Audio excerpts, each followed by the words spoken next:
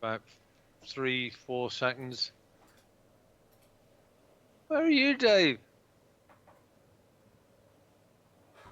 He's gone. He's gone. Never to be seen again. Sorry, I was just having a quick stop. Not quick enough, obviously. All right. Join.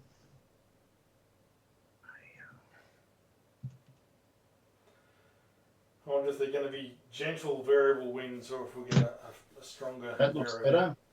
14, Well, hard, stormy. Nice.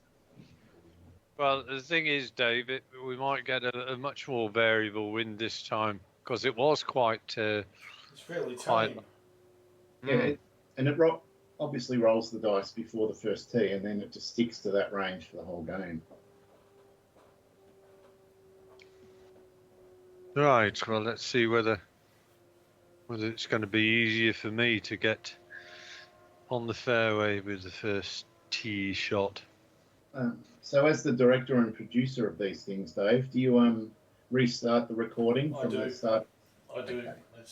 It's like the first bit never happened. Right. So not even our dedicated subscribers would stomach a 2-hole false start.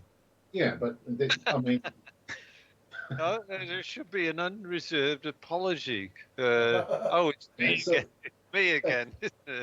Starting to sound very Monty Python. Yeah. And there were some very excellent pontifications made in that first hole and a half as well.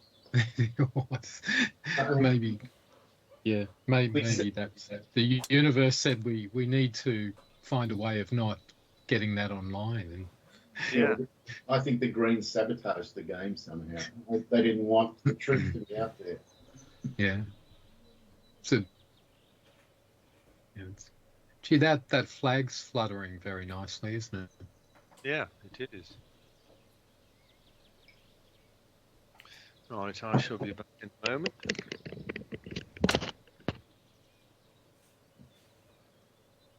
It's a much stronger wind.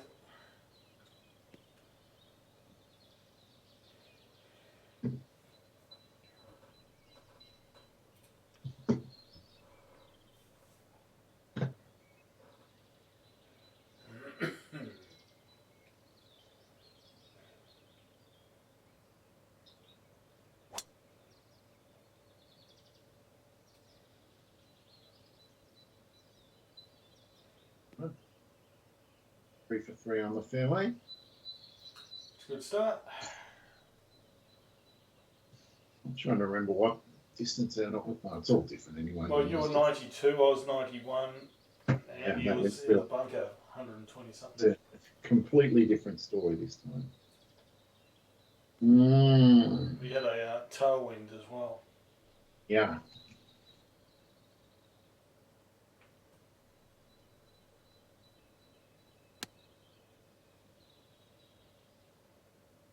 That'll be okay. Straight. Look straight.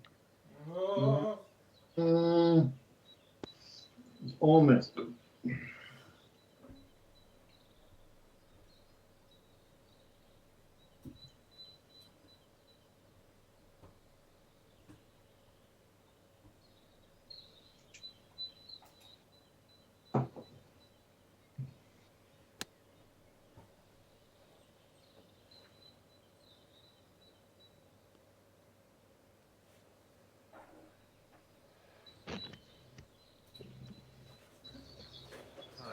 That was a very nice shot. 28 feet. Right.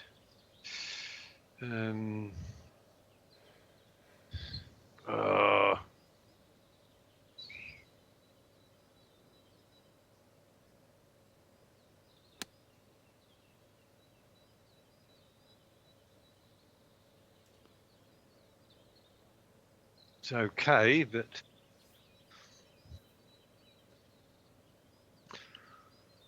it's a better result than the first time we played the hole for you.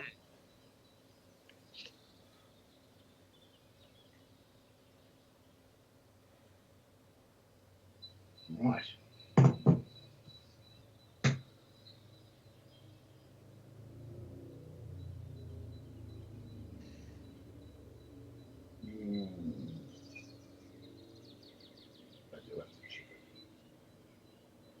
7 uphill.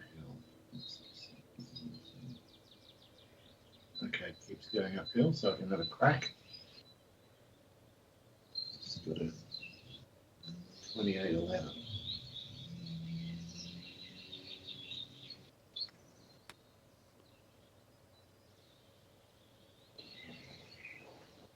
Good effort.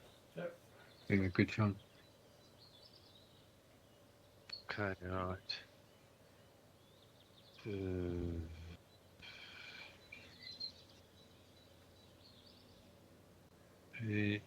Okay. 16.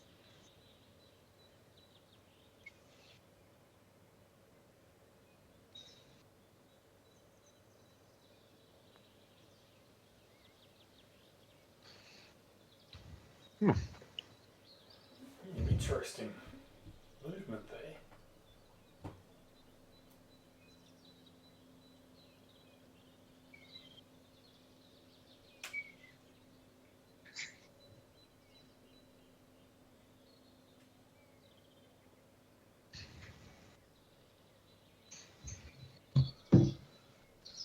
I think it's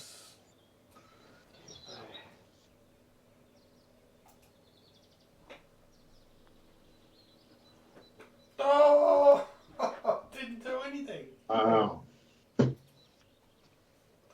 Well, we've all ended up with very comfortable pars.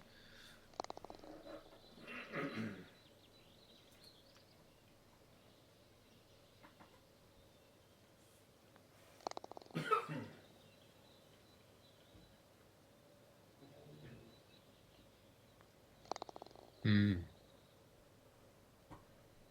Have you got any predictions for us tonight, Phil? Oh wow, haven't been asked that one for a while. Hmm. I think Andy, it's your turn. Would you like to have another go at that? I think I've just lobbed it. One down. Oh, Mind you, it's only the first shot, and it's not the crucial shot. It's the second and third shots, which set you up for a birdie or eagle.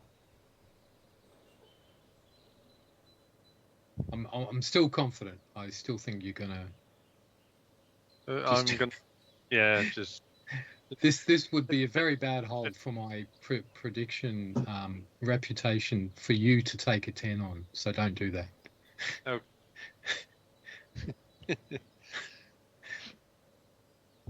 I like the mountain and the mine in the background. Yeah. Really? Oh, come on.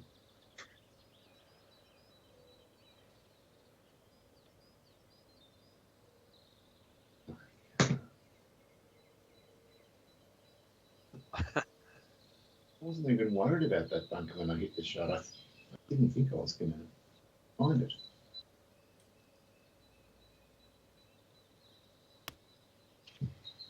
Well, I'm glad you didn't try to be too greedy there, Dave. I've learnt my lesson, I hope, Andy. We've all been down that road. Yeah. Yeah, there's only one person who's got 100% of fairways at the moment. And it's not me, and it's not thee. It's Uncle Dave.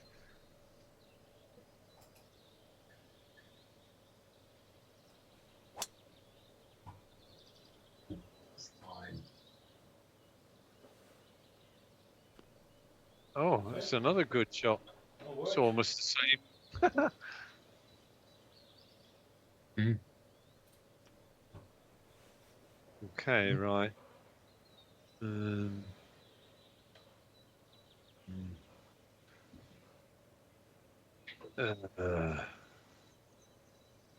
This is a bit squiffy, this shot. 170.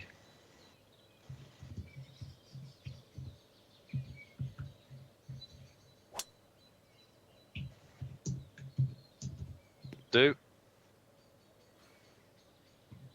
But a bit of serious fade on that. Yeah. All right.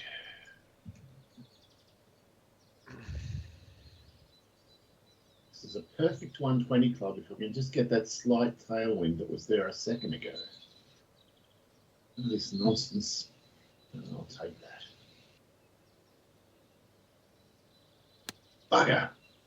I lunged at it a bit. Not bad. You've lunged it 16 feet, Dave. Hmm.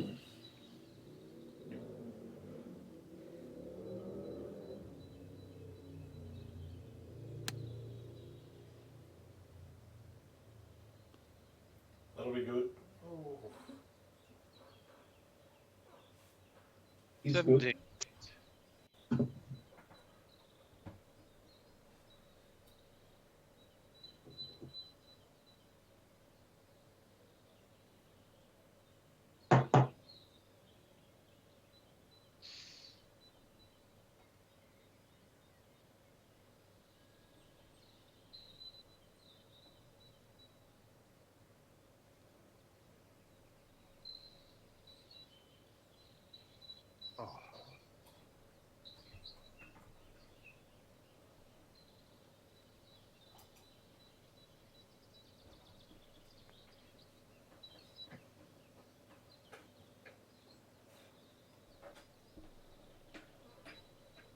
Oh. That's all right. At least it made it there. Certainly did. Oh, danger. Danger? Who?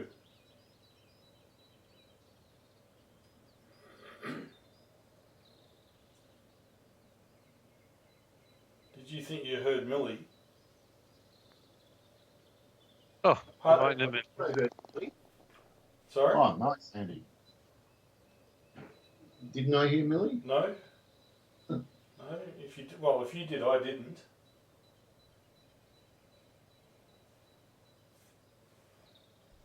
Hmm.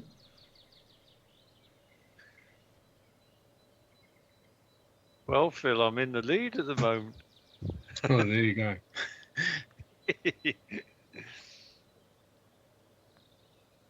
We will Still not. Ooh.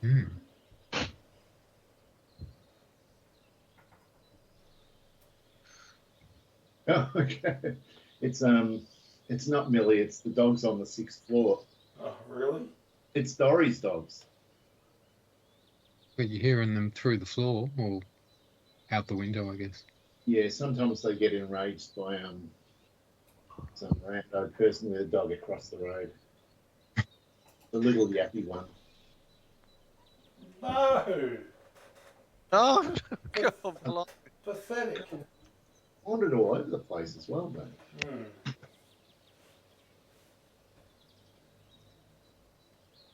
Well,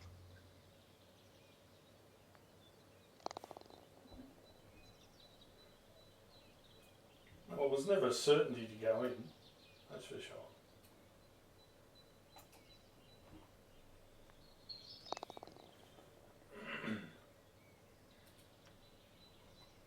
right.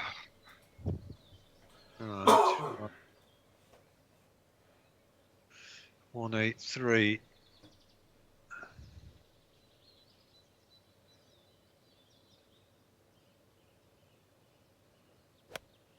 Well, that's not going to be on the green.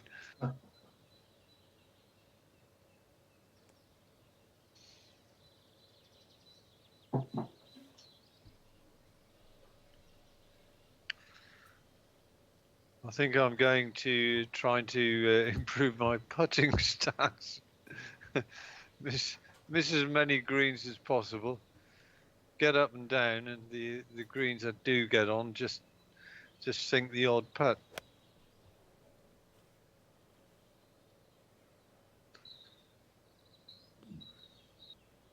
Dave's agreeing with your theory. It's a very nice, nicely done course, this, by our friend Jugador. Yeah, he must have done half a dozen in the last year and a half.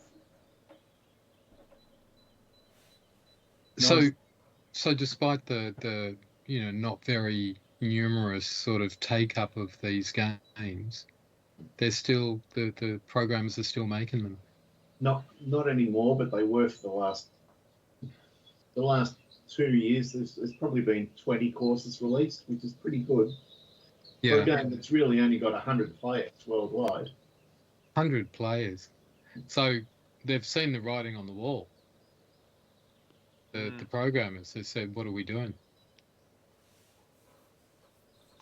Yeah, Yeah.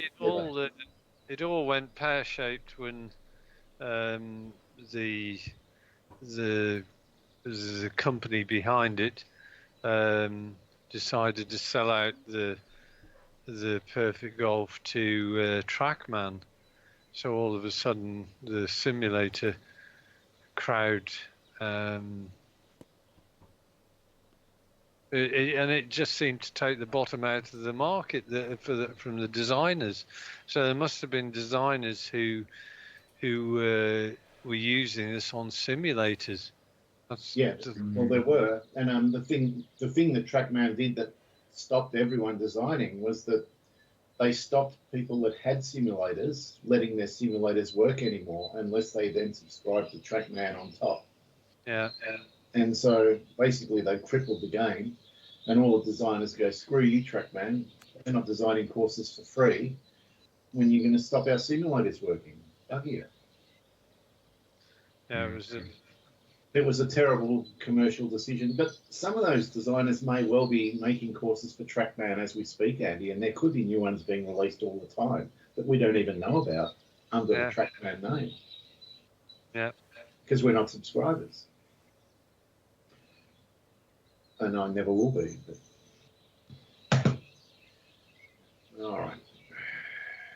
Yes, the power of the dollar, Phil, is it was probably too good an opportunity for the owners of Perfect Parallel not to think, right, I don't need to do any more work on this. Yeah. Yeah. Who knew that money might overcome fairness and morality? Yeah. So that are we to assume that they're sat around the swimming pool in a Bermudan beach resort? Cackling over their cracked crab and lobster. How they've cashed in all that. All those years sweating over for their 30 pieces of silver. Who knows how much they've got?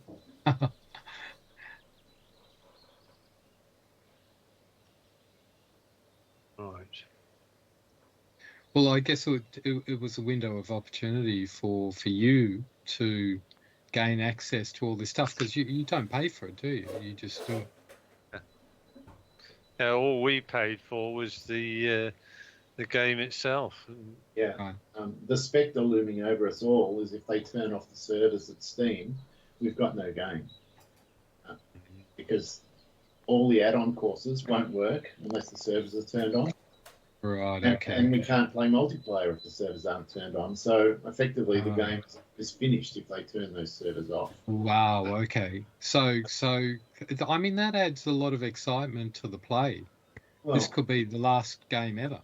It could. The sword of Damocles hangs over the game. But wow. It appears that Steam don't tend to just turn servers off to save money. It's only if they get a request via intellectual property reasons or whatever like that.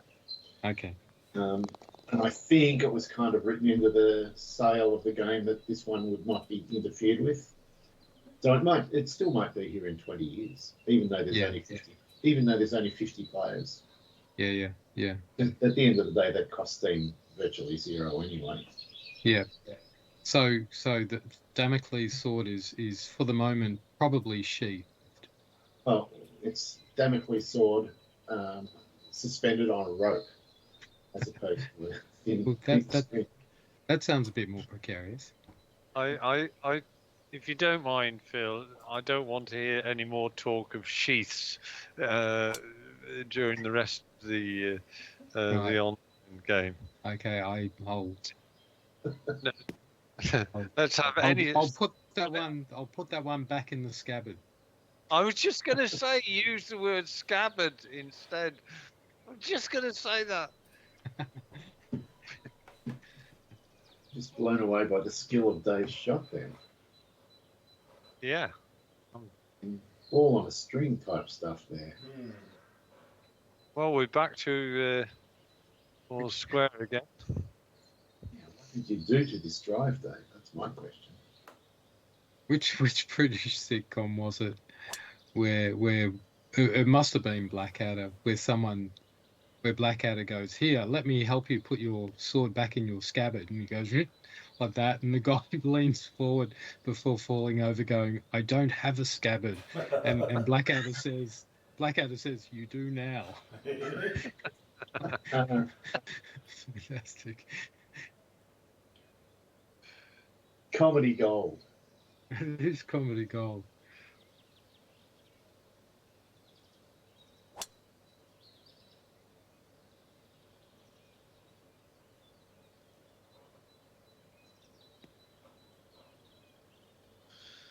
That looked like is that a 3-wood, Andy?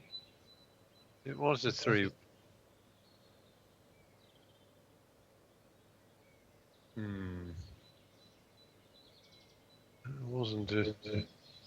wasn't a great 3-wood. Wary of your own power.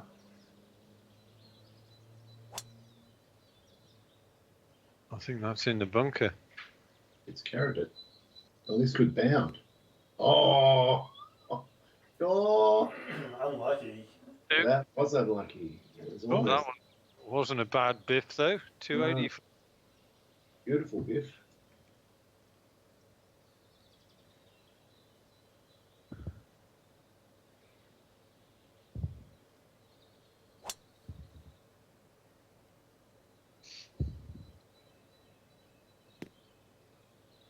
I think that was one of the names of the characters in Back to the Future, wasn't it? Yep. Yeah, Biff was the bully that it was always going after Michael J. Fox. Didn't he have the sports book? Yeah, he got the Or sports he got hold of almanac. the sports Became book, yeah. super rich. Yeah, he was meant to be Trump as well.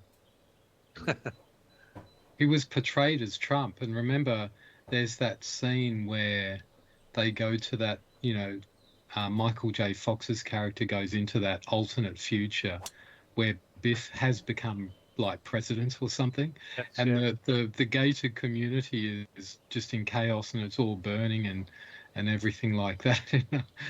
I can't, and that's what it was like towards the end of Trump's last presidency, where there were so many protests on the streets and basically, the blacks were being shot randomly and, there were protests going on. And obviously the American people haven't had enough of that kind of fun because it looks like that's where we're heading again, man. Well, Dave and I were talking about it on Friday, weren't we? The polls they're going in one direction, and it's Yeah. not in Harris's direction. No, it's just it's like the Titanic turning around, isn't it? It's just ever so slowly edging towards Trump. And I saw some interesting polls. I read The Guardian. It was the Brookings Institution for Public and Religious something or other, but I think it's pretty reputable. And they mentioned there was something that Trump said a while ago about immigrants. Ooh, nice shot. Immigrants poisoning the blood of the country. And in this survey, they asked people whether they agreed or not with that. 34% of Americans agreed with it. That is right. It's incredible, isn't it? And that included over 60% of Republicans, and it was about 30% of independents and about 13% of Democrats. But you know what? There was one other survey question, and I thought that is unbelievable. 23% of Americans think that if Donald Trump loses the election, he should declare the result invalid and get power by whatever means necessary. Oh, oh, really? 23%. That's insane. Yeah. Yeah. Yeah. Well, that would have to be all Republicans. There couldn't be any Yeah. Democrats going, yeah, that sounds like a good idea. That's his rusted on support, isn't it? And they're the most extreme. But that's 1 in 4 Americans. 1 in 4 Americans are saying, yeah, it's okay. If you do lose, just say you haven't lost, call it invalid, and just make a grab for power. We're okay with that. In fact, we want you to do that. How did that happen? I know. How did that miss? Come on. Yeah, you missed the story I was telling the boys a few minutes ago, Phil. Yeah. And that was at his latest Trump rally that was being held at an Arnold Palmer hotel. Yeah. Have you heard this story? I saw the headline. He was talking about Arnold's body or something. No. He spent 12 minutes talking about Arnold Palmer's dick and how big it was, and how it threatened all the other professionals in the male change rooms. it's like, what the hell? He was talking about that at a rally. He was talking about how big his manhood was. Wow. Okay. He's a real stream of consciousness kind of guy, isn't he? Yeah, that's frightening. But he premises the story with, I shouldn't tell this story, and I won't. Oh, but I will. Yeah. And he comes with it. It's like, what? Yeah, that's hilarious. And the incredible thing is that despite doing all these, like, something like that and just like times 100, he's going to actually be elected. And the thing that springs to mind, I've sort of emotionally reconciled myself to it, just thinking, that it's, I'm basically not going to be watching the news that much, I don't think. And, just hope that while he obviously will do a lot of damage, it's not going to be super catastrophic. But the one thing I've thought for anyone who actually does voice support for him right now is to put a caveat in place, like on election day, once he's elected, to say, you cannot say in the future, gee, I didn't know that I voted for Donald because I didn't know he would do ... because you can't say that if you vote for him, because there is nothing that is off the table when you consider what sort of person he is right now. There is nothing. He could easily nuke Tehran or something like that just because he kind of feels like it. So it's just, there's nothing off the table. So I guess that's my thing, that no one can turn around and say, I didn't think that he would do that. And, you sort of just have to replay all the clips back to the person who might say that.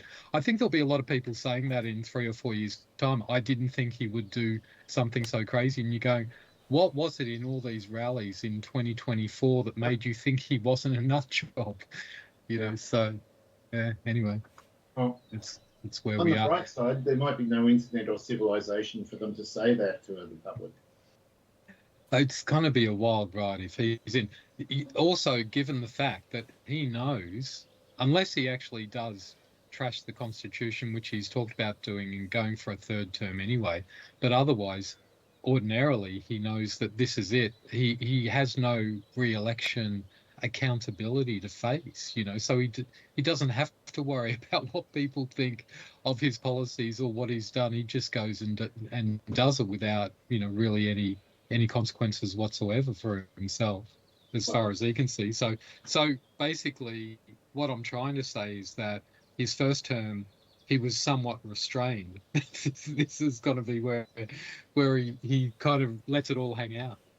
Yeah, and the other factor was that the first election, he tried to do a bunch of things in his first term, and there was pushback from the administration of the country to not let him execute various things. His own White House staff. And this time he's just going to purge anyone that pushes back, and he won't get any of that. Well, part of that, Yeah, part of that Project 25 thing is to basically purge the entire public service, isn't it? And Yeah, just put correct. It is. in like-minded Republicans. So, basically, they're gonna. I mean, it's gonna just. This is why I think there's that chance that there's a final solution for Donald that hangs there, because if there's military types or whatever who just think this guy is damaging the country too much, we have to do something about it. But because you can just see him just setting back the US. Shot. Oh, look at this. Wow. Wow, that's a great shot. You can just see him setting back the country itself, decades. Yeah, And because with the military, the different arms of the military, he's just going to say to them, he's going to test the various generals and leaders of the different arms, and if they don't comply, he'll sack them and replace them with toadies. And he's had experience now, hasn't he, of generals who, after the fact, have said, yeah, we thought he was a nutcase. So he's going to screen people who are equally sort of nutty and crazy, I guess. But he'll test hard early. Get rid of it. The only good thing I can see coming out of it is that if things aren't catastrophic, there are so many sort of conspiracy theorists and so many sort of Trumpian people that if he screws things up to the extent that I think he probably will and beyond, then maybe that'll put all that to rest, and people will turn around and say, yeah, we actually want a bit of sanity in our governments now. We understand that even though we don't think ordinary governments are doing anything that's useful, we see now, because we've had the absence of sanity in government, that they actually do things. They do actually hold the fort together, which hasn't happened. So maybe there'll be a period of stability after that as a reaction against whatever Trump gets up to. But that's my optimistic sort of. That's only if he leaves a genuine democratic voting framework in place, Bill. Well, I mean, it's interesting, isn't it? Because no matter how much gerrymandering goes on, the demographics in America are pretty clear that they're going to become an increasingly non-white country. So you would think that's going to trend democratic. I think it's very interesting, the whole Trump dynamic and everything. I think that's why a lot of whites, not all whites, but a lot of whites are voting for Trump because of this, replacement theory that's going on, that people feel, we've got this free and fair country with, low levels of government involvement. And basically with all these non-white people coming in, they want to not just vote, but they want to change the nature of the country into a country that's like socialist. So it, and that's why they're voting for Trump. So it's a bit of a last hurrah in some ways, I guess. But God, it's just going to be a crazy 4 years, that's for sure. Stories. You just hope he doesn't sort of trigger sort of world global financial crisis, that'll really affect us badly here. A 2,000% tariff on all imported goods. That's going to work. Yeah, it's going to be interesting, that, because I guess that'll get American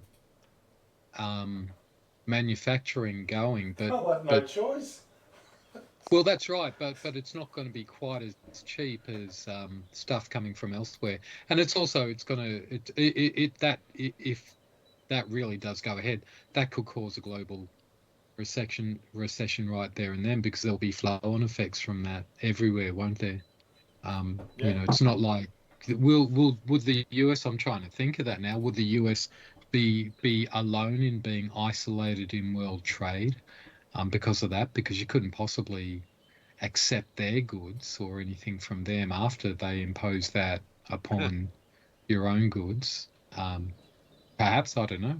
It's an interesting one, but God, it really is going to be quite chaotic. If he goes ahead on day one and says, right, that's it, 2,000% tariff, well then that basically. That's just will set off world economic chaos on day one. Well, that's exactly what caused the depression in 1930, and the great market crash.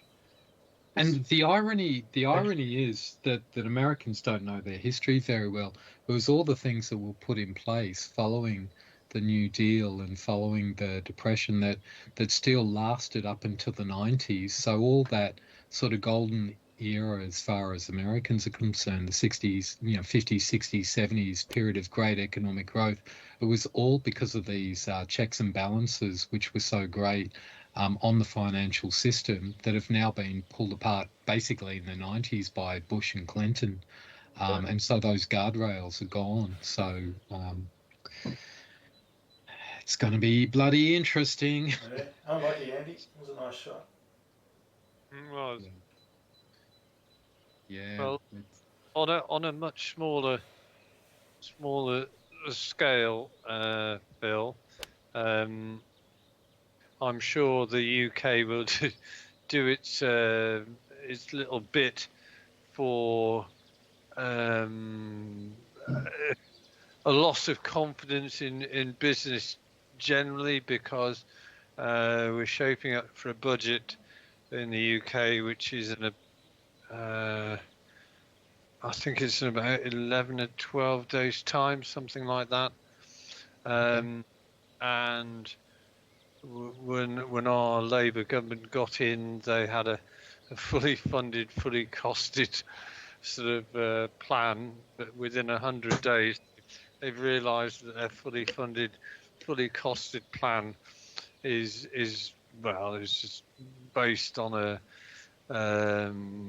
on a whim based on a wish. Yeah. So they're now looking, although they've set themselves as a pro-growth party, they're actually going to be making something like £45 billion of tax increases, which are not, once it actually happens, I can see our markets starting to tank a little bit. I can also see if they end up altering the rules for borrowing, which they say they're going to do, that's also going to have a net effect on interest rates. So I can see in about 3 weeks' time we're going to have a very different conversation around this table. It's not going to be looking pretty at all. So are they going for, did you say big spending cuts or big tax increases? No, they're not really going on spending cuts at all. They're really going for increased taxes. Who's bearing the brunt of the increased tax? Well, everybody else apart from the working people. Okay. So it's anybody who's got property, inheritance. They're going to clobber businesses as well, because they're going to change the. This is what gets me about it all. When politicians are sort of, is this going to be in the? So no, we can't discuss the matters of the budget, over the. But every day there's some kind of leak about X policy and Y policy, which is going to be in. It's. There's I guess one problem governments have, especially with corporations, is that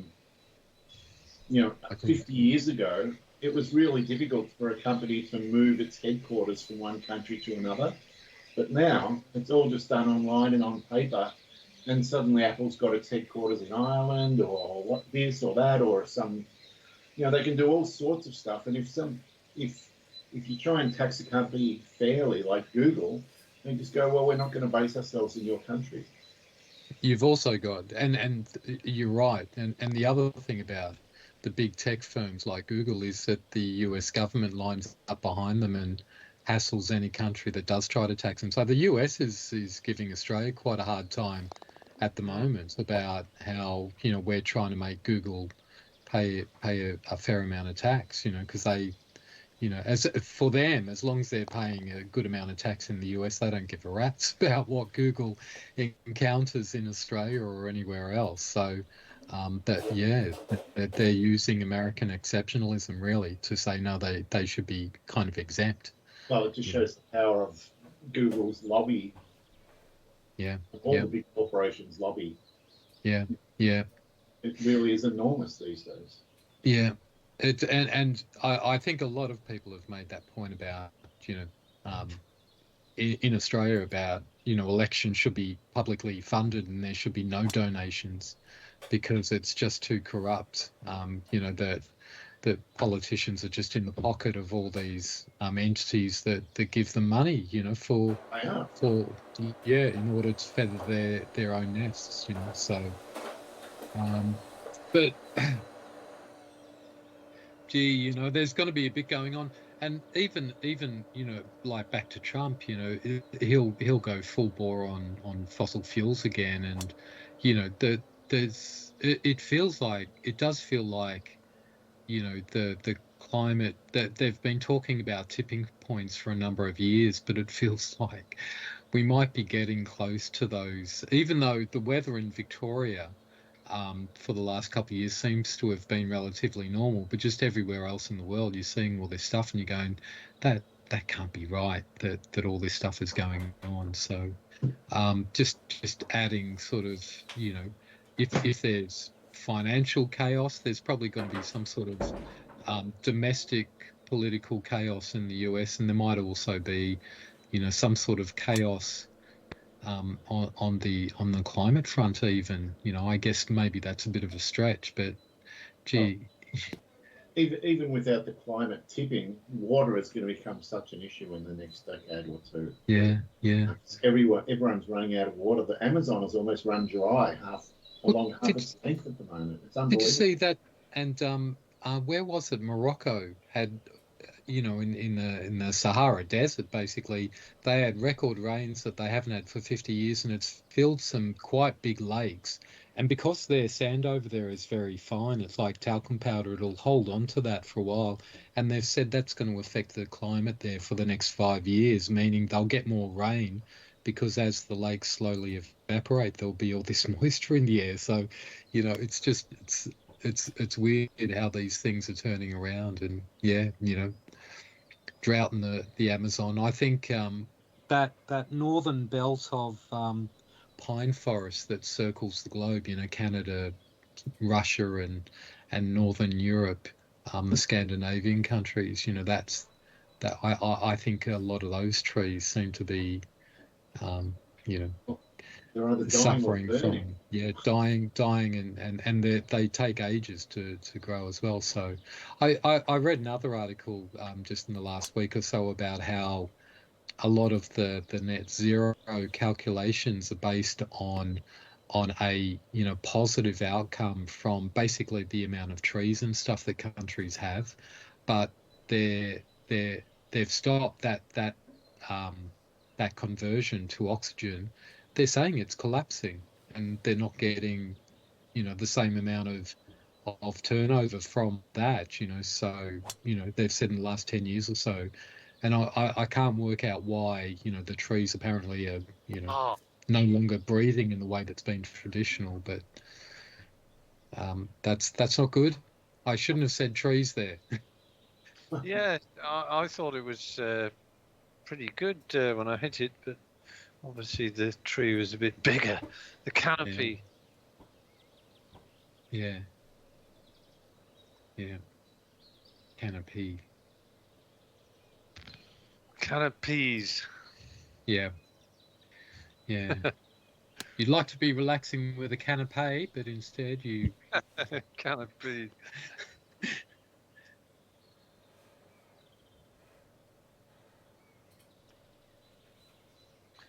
Oh, this is, I don't think it's too bad.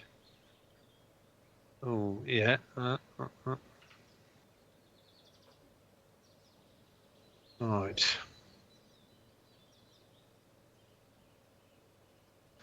Right, 66. Wait. Oh.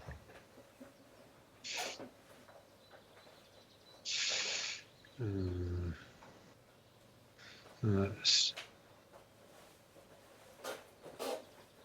460.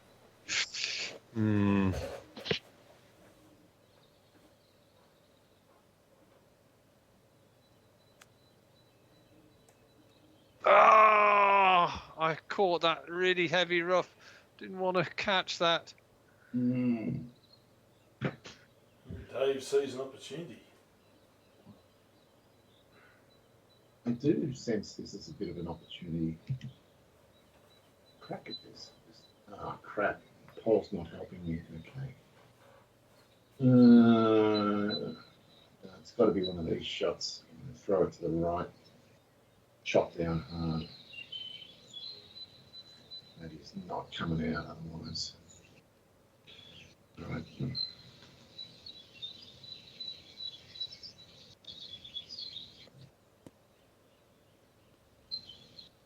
Good shot.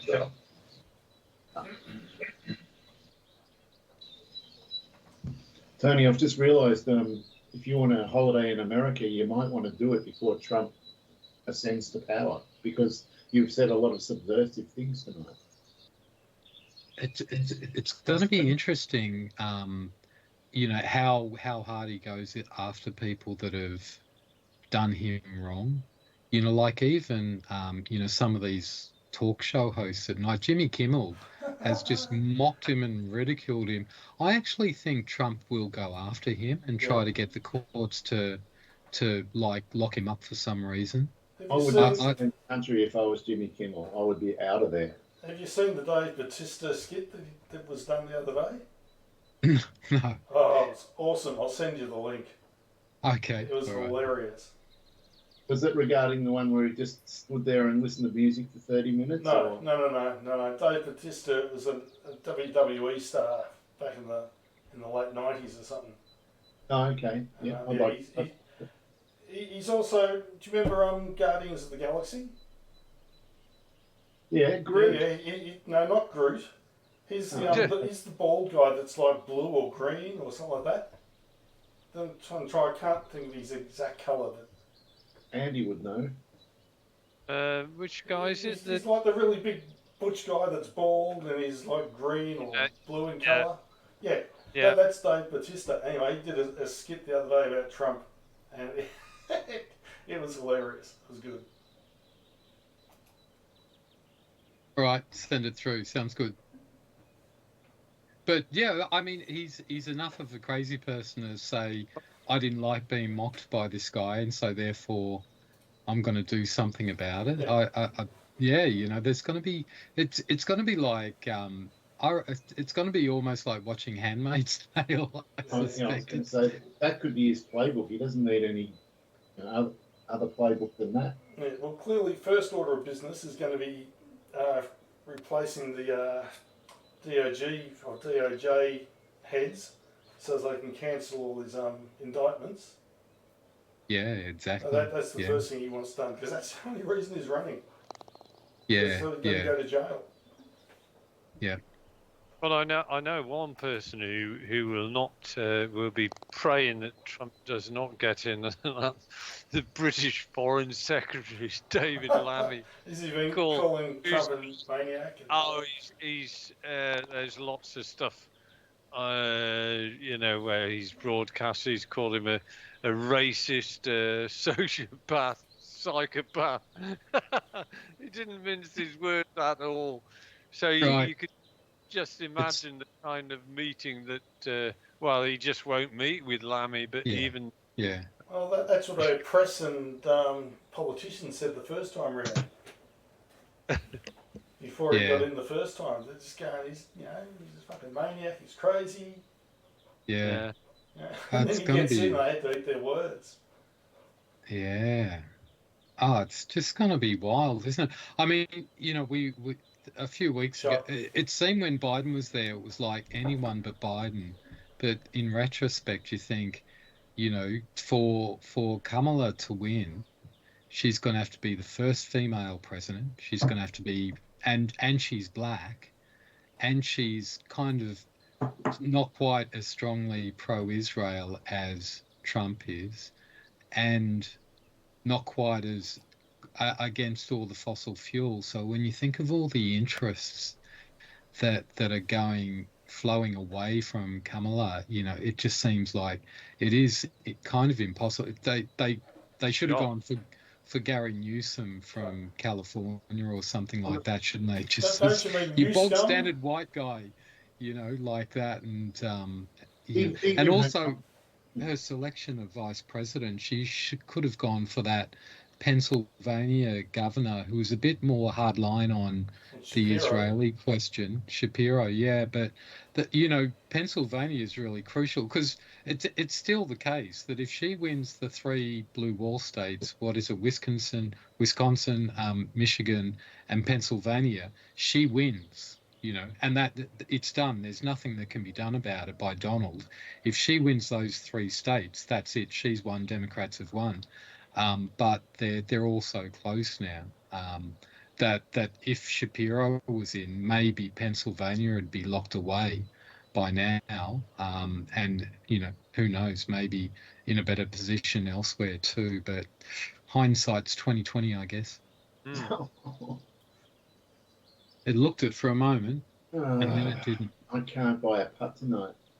I could in that first round, not this round. Yeah. Did somebody change your putter, Dave, while you weren't looking? That's the only thing I can think of. Maybe I'm suited by Stim 12. Maybe you might cop that next week. You'll be playing by yourself. I was surprised when you all agreed to restart. It didn't seem like a really big difference to me, but obviously it is. Well, it wouldn't be balls of steel going for a start. Yeah, it's almost a purist's view thing.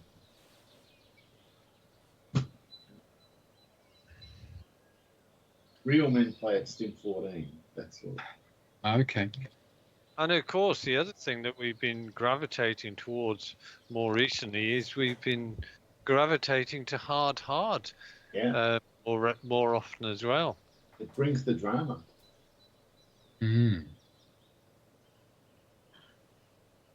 And I've got to say, Dave, it's not just your preferred sort of setup. I'm beginning to prefer it almost to any other kind of setup. Yeah, imagine going back to the online tournaments now. It'd be so annoying to play them. Yeah. Especially when they send you to Augusta and they give you a stimp of 11. I mean, it's just insulting. Yeah.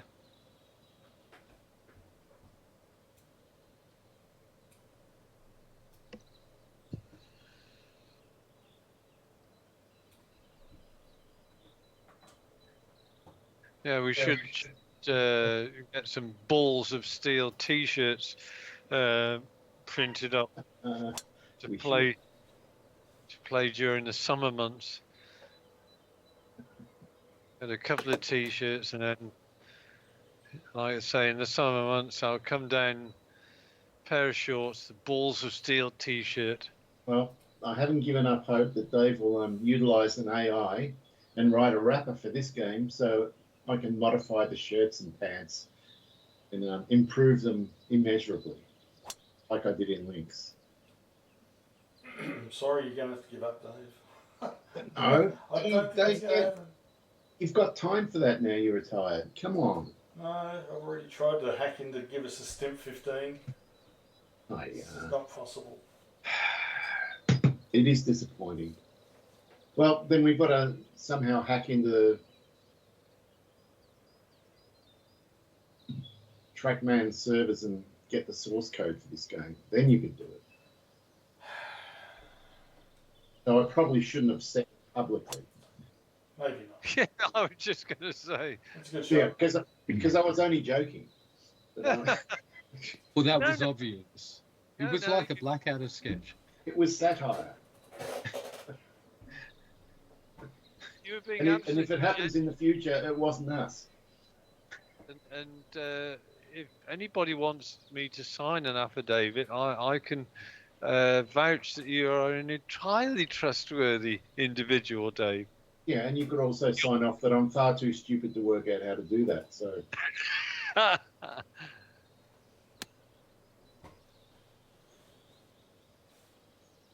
This looks good. That's in trouble. two differing views, and I think the second view was more correct. Though he stayed off the green. Oh, you're laughing. Yeah, thank Christ. I really didn't want to be putting that one. It would have been a nasty putt. Yeah, the hit penalty wasn't enough to overcome the spin loss. Oh, that was so unlucky, Andy. You hit the last 1 inch of hard fairway. If you'd been 1 inch further, it hits the green, which is not hard. Wouldn't have done that. Dave and I. Yeah, well, Andy's got the putt that I was going to get.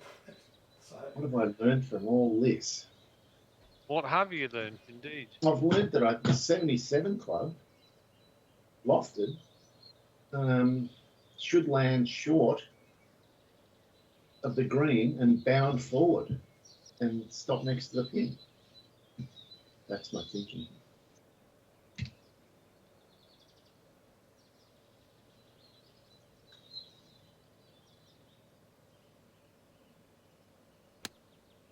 Yeah. Bound forward. Oh, I hit the rough instead of the fairway. Oh, no one got an advantage there. Yeah. No. An inch off being good, I think.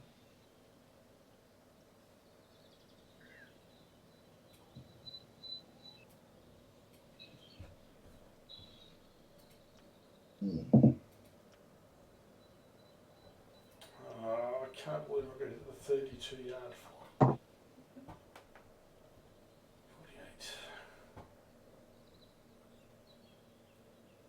32.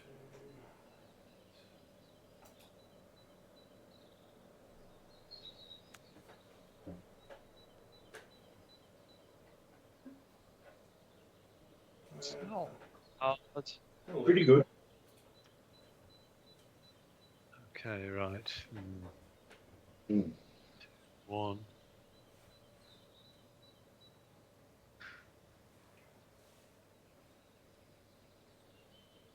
Okay. Wow. 7. Yeah, this has got some break. It's 35. 35.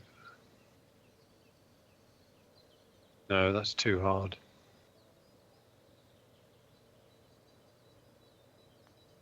Come on, get down, get down.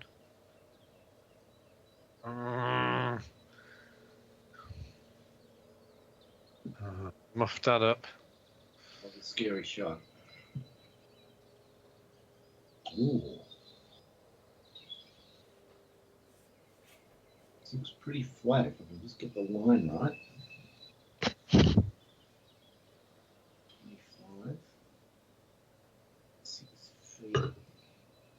6% pounds.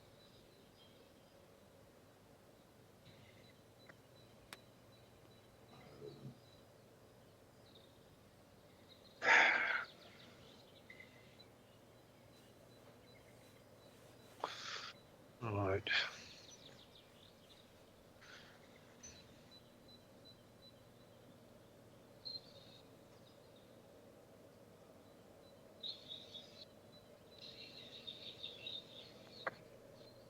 Oh, you pick. Wow, didn't see that. No. It almost went up the hill.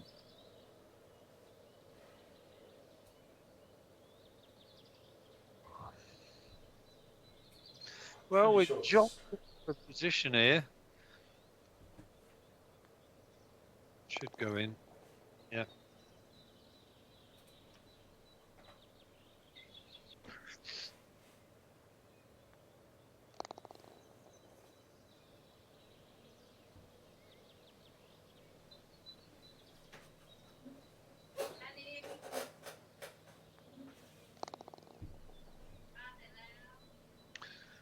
Right. 3-way separation.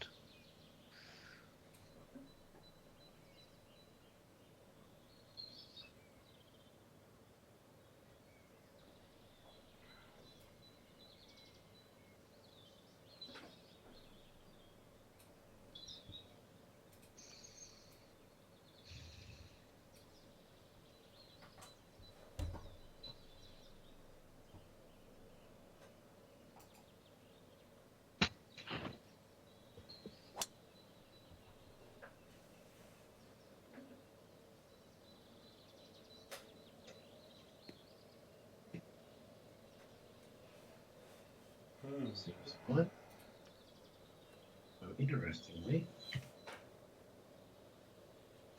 All right, 49 yards.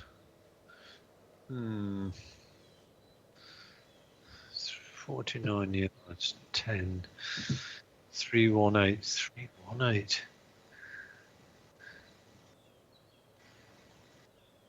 I'm not saying this is drivable, but surely this is... You can get the ball very close to the front of that green. Oh, you've gone. He's gone full Uncle Dave.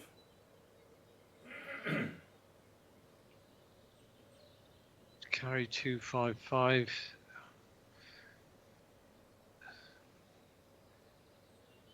Hmm. 255.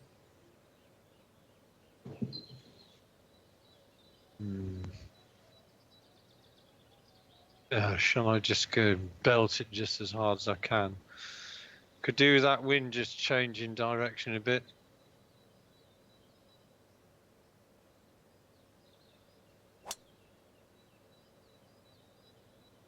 It's not bad, I don't think. Yeah, lovely. It should be within flop range, yeah? 31 yards, yeah.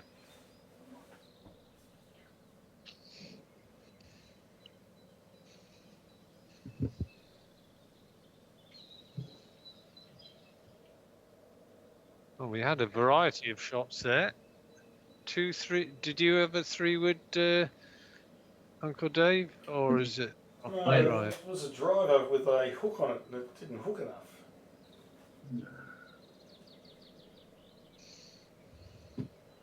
This is a...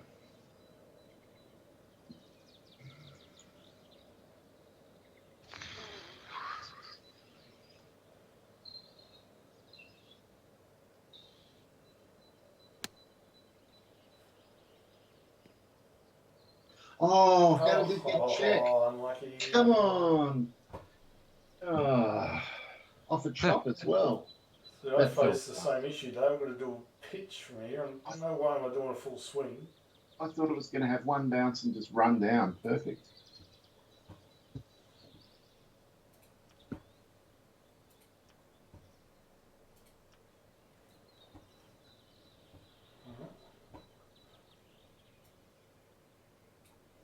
Let's hope this does its thing.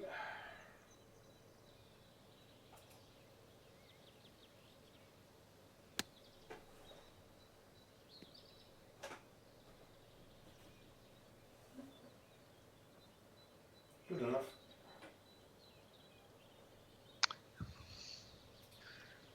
Was a nice shot.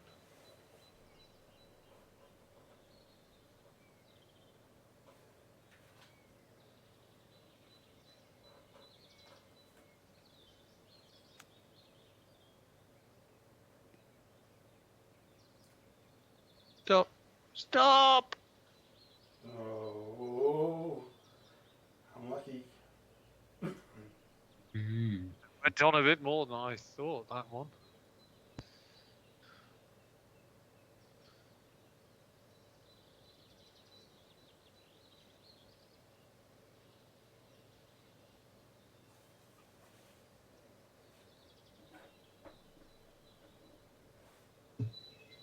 Well, my shot just went from a chip to a flop because if I even roll just a little bit past this pin, it's going to do what yours did.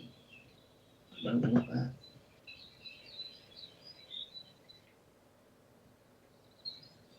Ah, yes. Yes, I've got an uphill putt. That's one saving grace about it. Oh, he's got it. That'll do. Good job. That's tidied up your putting stats. Indeed. Well, that's very good.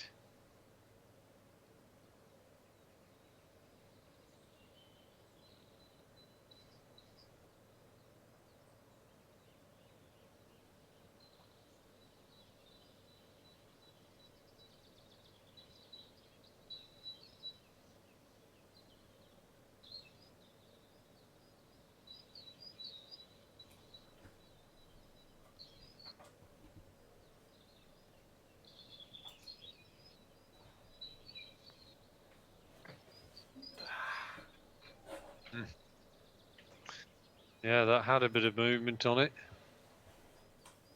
Oh,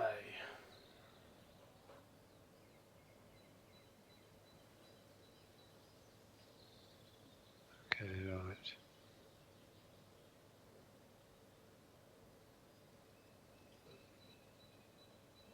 right. Right, 9 feet 2. Now, normally it'd be there. So we're going to do it to there.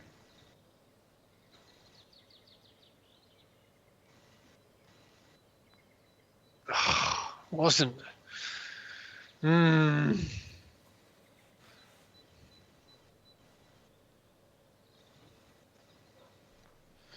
mind. This is a tight game.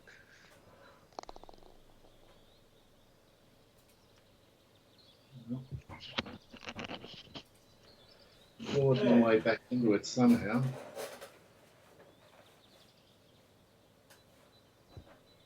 Oh, wow. It's the one line from the one joke from Hey Hey Saturday that I remember and that I like. It was one of those repeated jokes where the band would play. It was a Saturday night sort of variety show, Andy, and there was always a band there to one side, and that they'd come in after an ad break, and someone, the band would play a couple of bars of something as an intro, and someone would say, it would happen after some random ad break, someone would say, "Gee, the band's tight tonight," and the guy who led the band would say, "Yeah, that's why we're playing so well."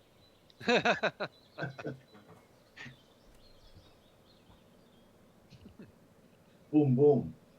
Yeah.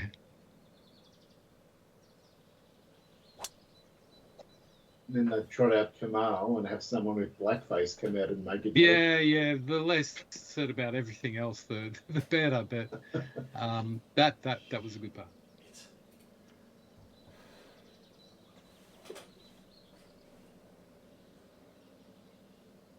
Saw Kamal was in court just last week. Sorry? Is this a dad joke? No. No? No. Okay. Kamal was in court last week. What for? Yeah.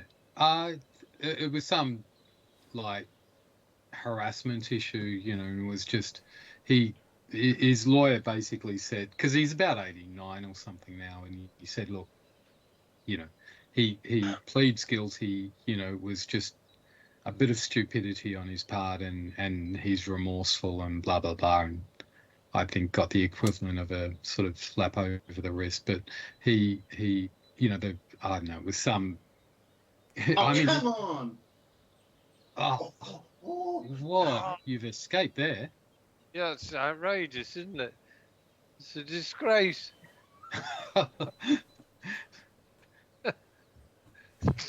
You're about 6 inches away from doom. I went from loudly complaining to complete silence very quickly. Yeah. Yeah. As I accepted my fate.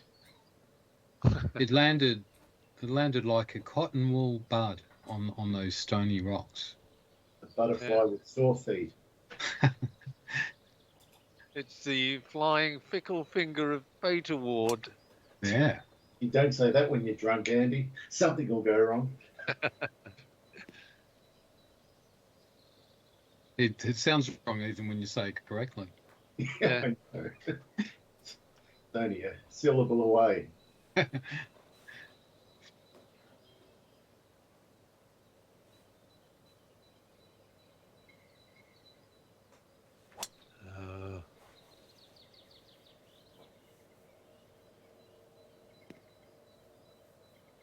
Okay.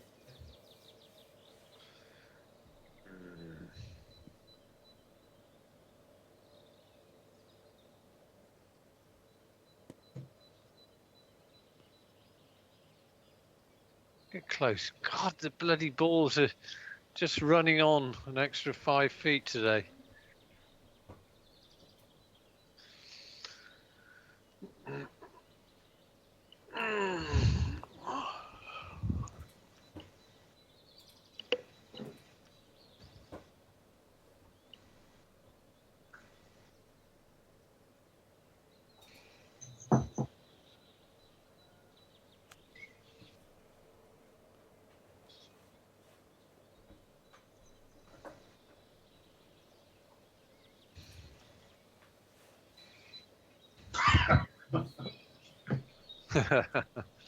Sorry, boys.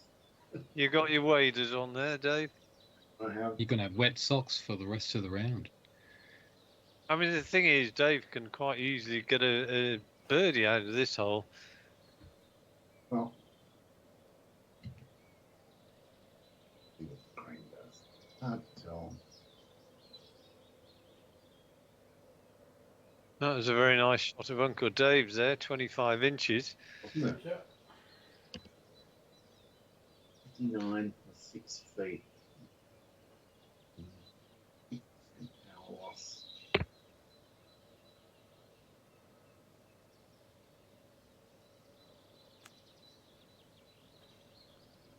No.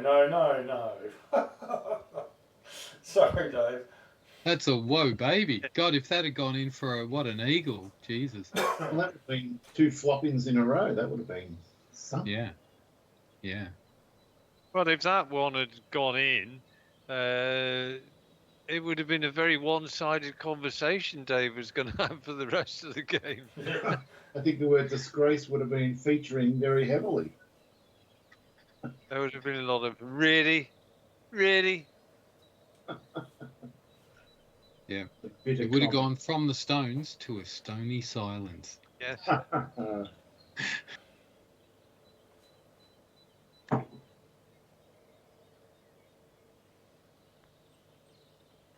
Yay. Good one.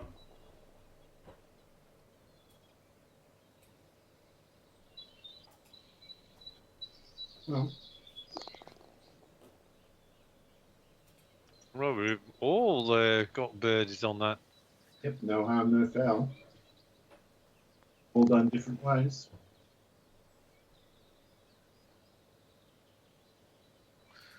Oh. Oh, indeed. Oh.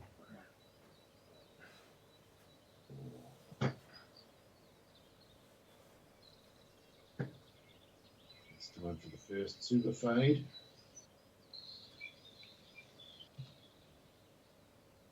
Double check. Landing position. We'll do that there. Oh.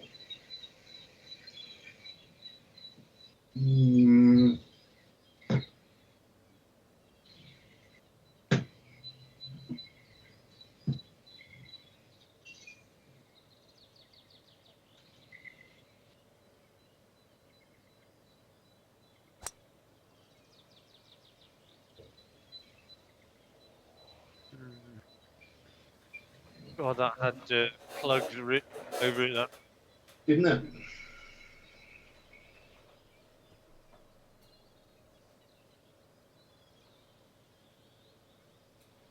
We're getting towards the business end of the round.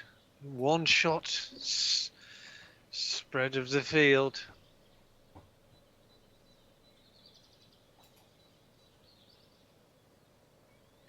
It's very even, isn't it? I can't believe. Ooh. Make it. Ooh. The safety of the sand. It's on the beach. Yeah.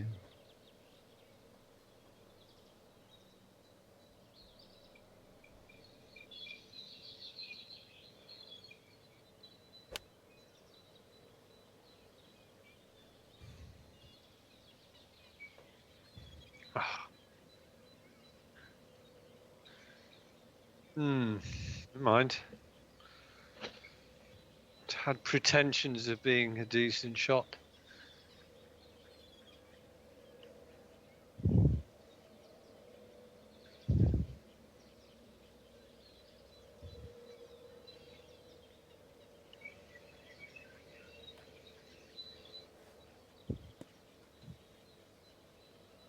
Bugger. Awful.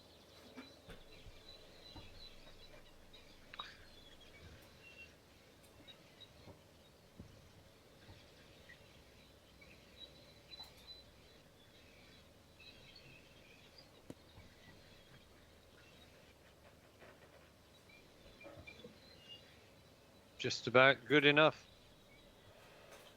We'll see.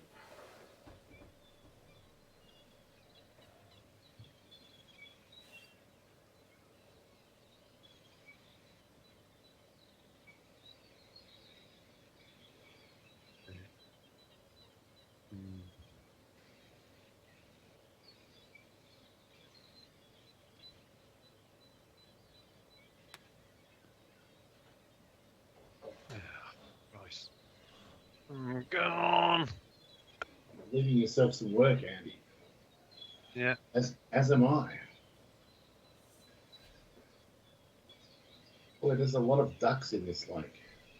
Yeah, I know, just. That's probably why it's 800 megabytes. Just for the bloody ducks. I really can't see much in this.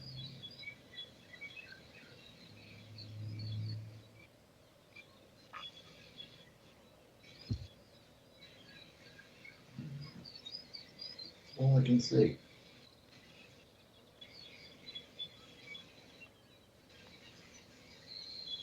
Yes. Oh, that was a big. Well done. Yeah.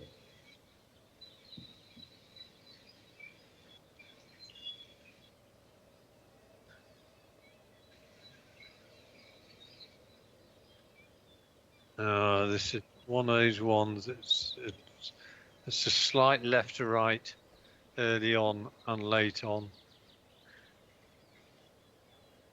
We'll leave it there.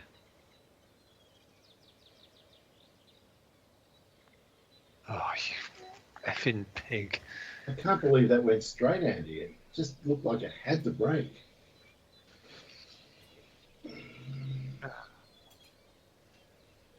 Uh, 3, 2, 1. Yeah.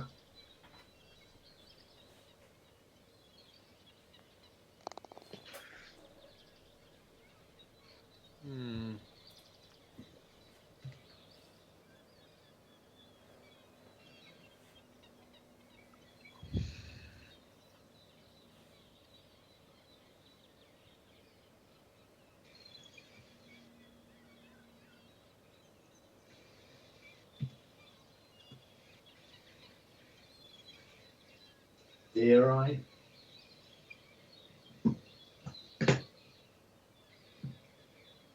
What, you're going for the island?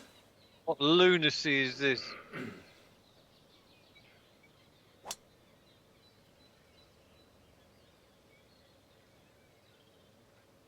Oh. No! Bloody lunacy. It was a bold move. It wasn't lunacy. It was a great move, and I just mishit it somehow. Well, what club did you hit? Did you hit the driver then? No. What? So you hit the three, or the 3-wood? Well, I'm not saying, but what else could it have been? If you'd hit the driver, you probably would have been fine. Yeah, I know now. And it would have given me an advantage.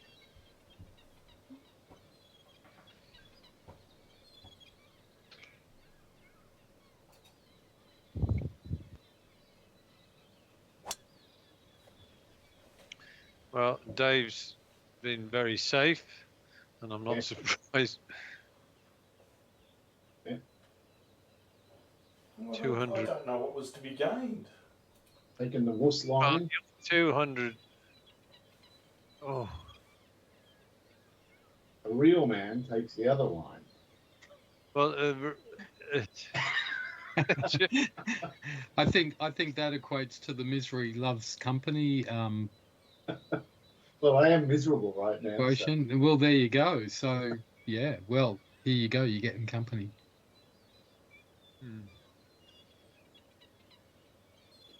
Well, I can see why. Yeah, it's very attractive because you get a full swing off the green. You just took the wrong club. I know. I know that now. Oh. Why did you take the wrong club? This is what happened. It felt like it was going to be enough. Get a handy vacillating. Is he vacillating or is he flip-flopping? He's gone for it. He just wants to go, arr, arr, arr. It's Mr. Green. But you can see how I thought the 250 would make it, Andy. Well, I'm only 139 away. Exactly. Yep. That's why it was an attractive line. Well, it was an attractive line, apart from the fact that your caddy gave you the wrong club. No, it's apart from the fact I'm a hack. I couldn't hit the ball properly. Oh, Dave.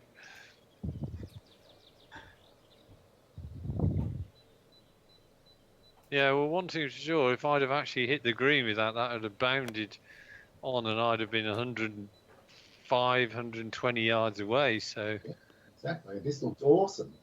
It's gone for no baby on us, Andy. Just to So show. that's what you do Ah, if you play properly. See, we carry on like pork chops, and Dave just plays golf. Well done, Dave. And It was. now, I know what's going to happen if I try and hit a long club here. It's just going to bound into this bank and go nowhere, probably into the water. I can't even go for it. Oh, damn it. And it's 30% power loss. For God's sake, I've never seen more. Oh.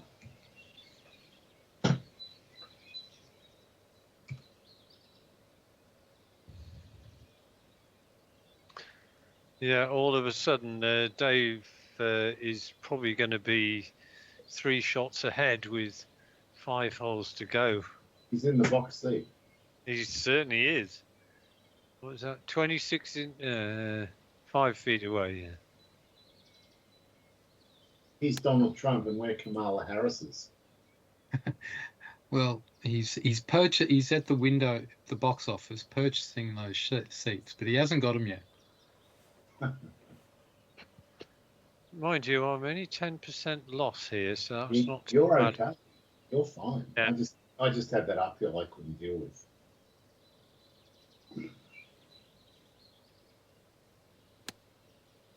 Not a bad hit. Yeah, I swear it was the best line in. It's a good shot, just not as good as Uncle Dave's, which was fantastic. Yeah. God. Well, just turned into cannon fodder.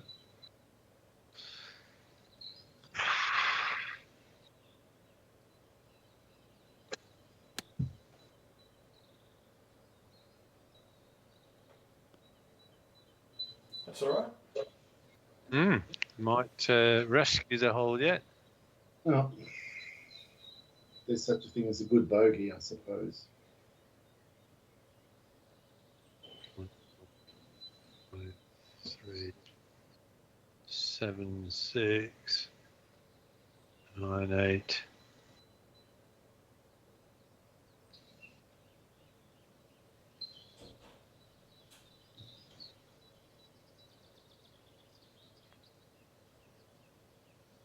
Oh, yes. I rescued that as well. Fantastic.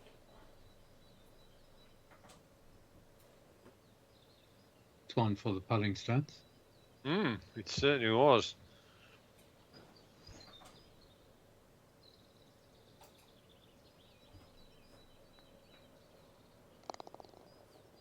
Ooh, that was very tentative. It was not convincing, was it? Just kind of got there.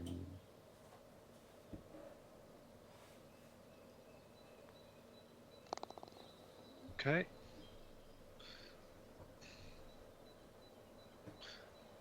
Four, 2, 1. Right. There's some nice par 5s on this course. I'm liking the course. Yeah, in real life, that drain on the right would be a little bit scary. I mean, it's got a lot of features that you would kind of associate with, like, what you'd say, quote, normal golf courses. Yeah. That's not correct. I'd get away with it. That's all right. Oh, I have to. It's correct now. It's a disgrace. Well, that was very clever, that, because you're calling that self-call, it means that, Dave, I can't do it. So we're not going to deny your call. We're just going to say next time, would you let the opposition have that opportunity? So Andy, are you saying the call of a disgrace was itself a disgrace? Exactly. Yes. It's a well-known trick. I've used it before, so I know exactly where Dave's coming from. You see, with this tactic, this scurrilous tactic.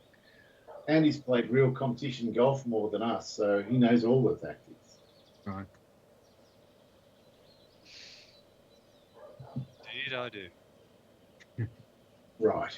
I'm going to try and.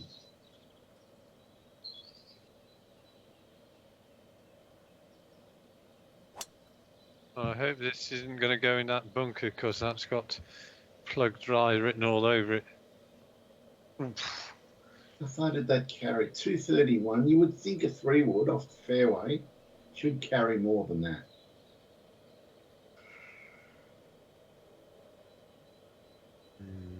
Don't like this. Do not like this at all.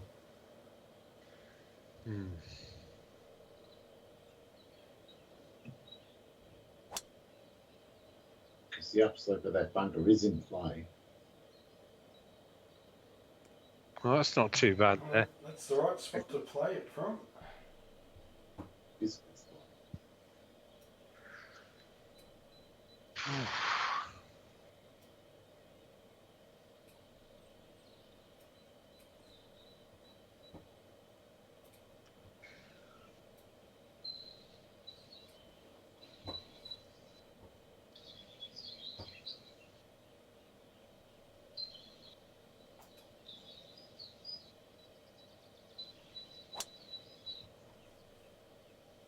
nice draw, Dave. Oh, well that. Shot. What a shot. Mm. Putting us to the sword, Andy. Well, I think Dave's got an interesting putt ahead of him now, just judging by what that little hump does, that little ridge in the middle of the green. So we're not out of it yet. There Nice you go. shot, Dave. Cast iron Wow. birdie. Some bloody backspin out of that. Yep. So, you saw how far I am to the right, Phil? Yeah. It's all to do with coming down faster than you pull back. And then you get that check. And it goes to the left instead of where you aim. It's like watching the Masters every week.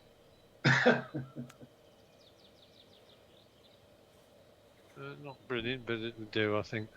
Except cheaper. Yeah. Yep.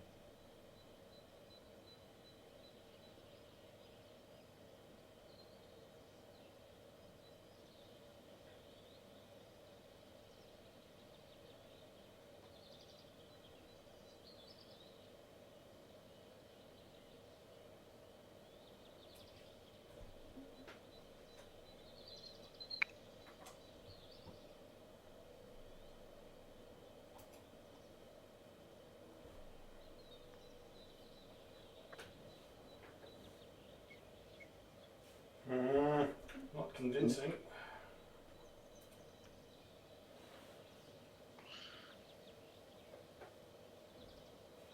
That's straight, that bit.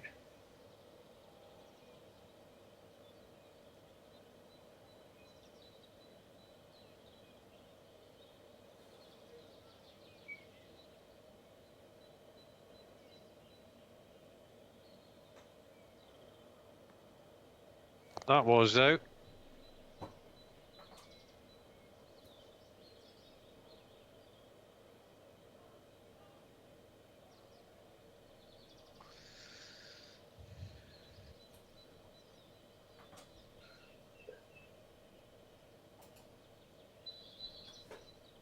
I didn't hit it. Oh, and it dropped. Oh, What the hell? oh, how many disgraces can you have on one hole? Jesus. You still got your birdie after all that. Yeah. Oh, that's madness. Wow. Sorry, I feel like apologising for that one. Well, Well, You could take him. there's an awful lot going on here, Dave. You're apologising after the fact.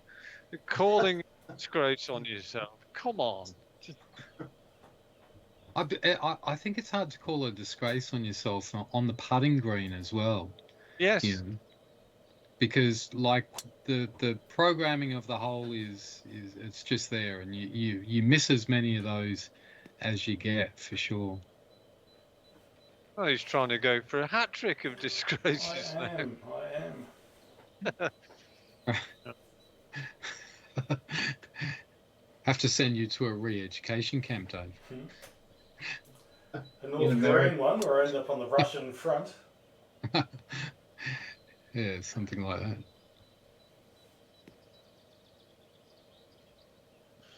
But where you have to stand up and tell everyone how you're unworthy and Like the how you plan to Japanese. improve. Flagellate yourself, Dave, while you're at it. After this game, maybe.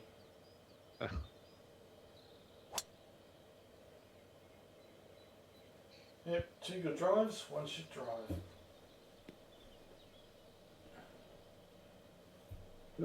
It's still it's not commented on much. I know I've mentioned Blackadder tonight, but now that you said flagellate in the context of self-flagellate, that opening scene of the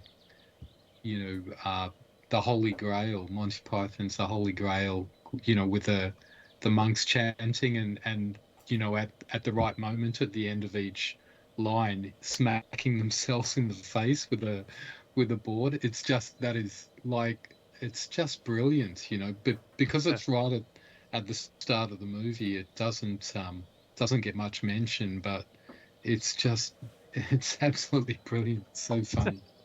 It is, and what I kind of treasure about it is they could never make that movie now.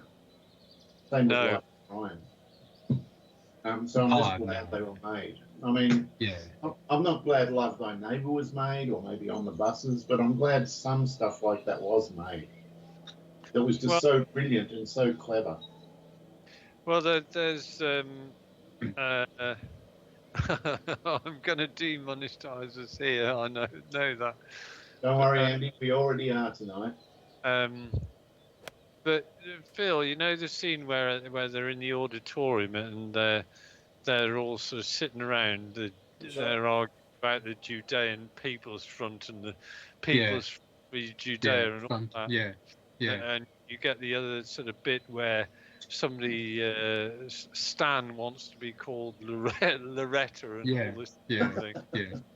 Yeah. But my wife pointed this out to me many years ago, and in the background, while all this is going on, you've really got to listen very hard for it. And in the background, they're announcing the people coming in, and one of the contestants coming in is the Macedonian baby fucker. I mean, Jesus. Wow. But you can only hear it. The first time I heard it, I actually had to turn the volume up. Right. I don't have very good hearing anyway, but as soon as I heard it, I thought, I wonder how many millions of people have seen that film and that's a great sort of set of scenes, and never realised this this happened in the background. Yeah. If you ever watch it again, Phil, then I will. I'll definitely be listening out for it. Yeah. It's just I mean, stuff that was obviously it's in the background, but yeah, you wouldn't get it. Oh God, no, they'd be excommunicated these days, wouldn't they? By the general public, I think. Remember the scene where there's a hermit and he's been in the ground for 40 years? Yeah. And he makes him speak after he's had that vow of silence. Yeah. Yep. In that scene somewhere, there's a packet of cigarettes on the ground. Right. There's a packet of cigarettes. That's funny. So he hasn't spoken, but he's meant to get a ciggy into him. That's funny.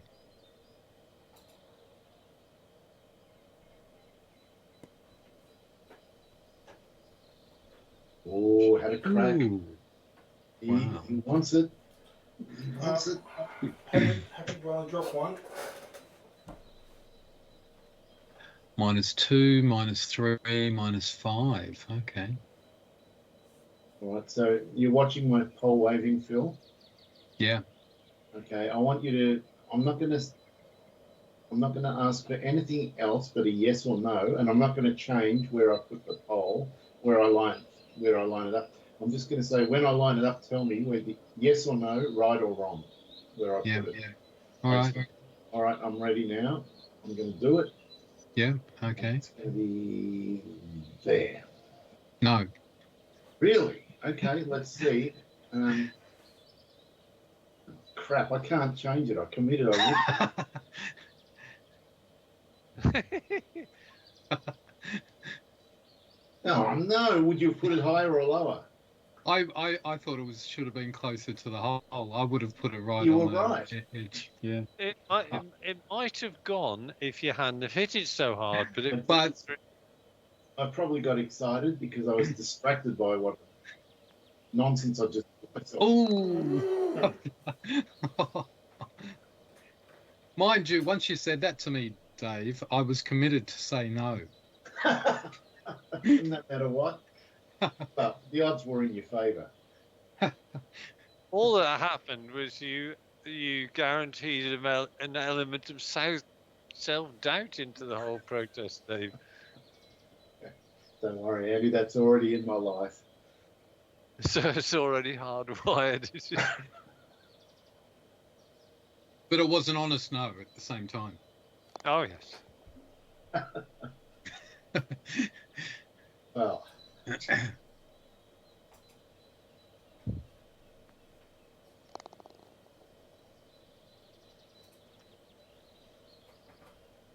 Oh, okay. I see a dangerous-looking rock in the middle of the fairway. I actually said no, Dave, to preserve your integrity in the game, because if I'd said yes and you'd hit it and it'd gone in, it would have made you look bad. But I'd already committed to not changing my line, so it wouldn't have mattered. True, but you know. Wow, it's like the Stonehenge of it is fairway barriers. Yeah. Guess who's going to hit that? Well, I'm going to aim straight at it because there's no way I can hit straight. It's going to be great. Fine. The ball will run straight through the middle of it all and out into the fairway. Probably. Or it'll nestle into the middle of them and they'll have to hit out backwards. Oh no! Oh, that's all right. No, he's missed it to the left. He's fine. Tell you what, if you'd been online, that could have gone right into the middle of them. Yeah, that would have been problematic. Well, I always put a gentle draw on mine, so I'm just going to aim straight at it.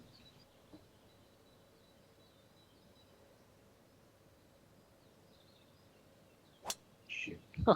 You've drawn it. It's right on it. It's right on it. Oh no.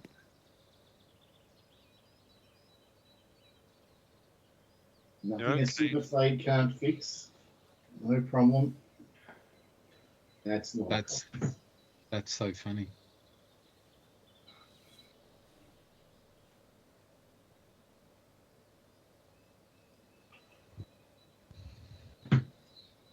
There. Right.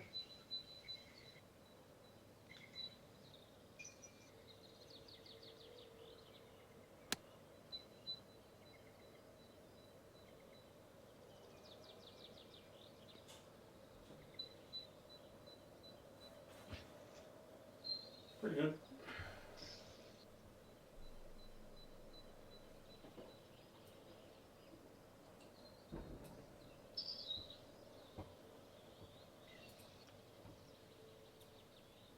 Very good, in fact.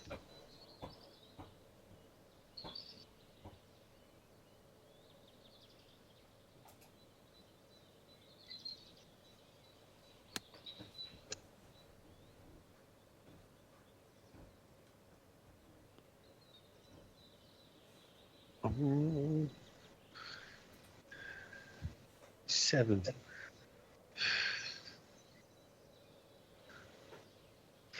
Hmm.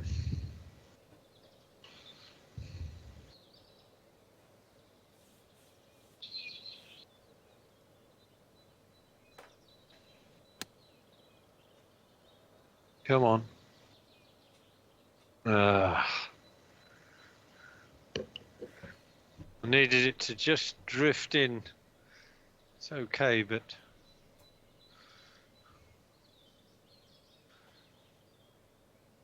Wow, look at that swale. I've just hung up.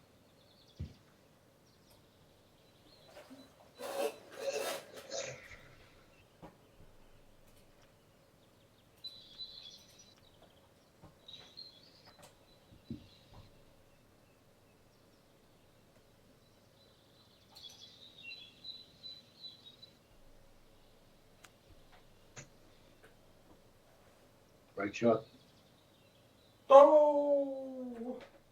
it was a great shot. Mind you, right? Can the man bolt another one in?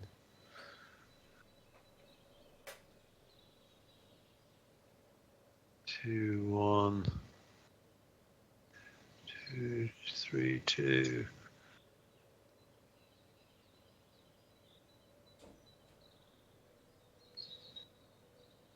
$22.2.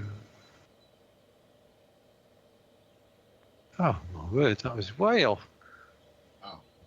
I must have misread the numbers. You know, where you think it's up and it's actually down. That was shocking.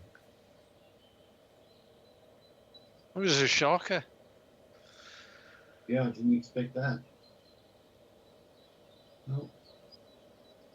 Not a lot in this one. Just a little bit right to left. 185.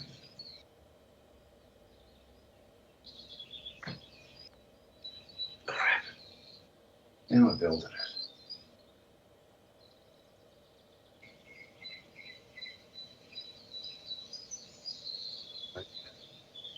Concentrate on this one. Nothing. Nothing. Oh, this looks dead flat. Hope those aren't words which come to haunt me. No. No dramas.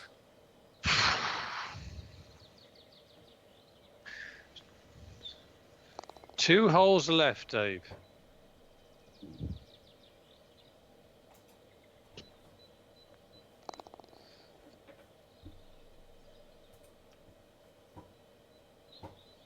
Oh, this is a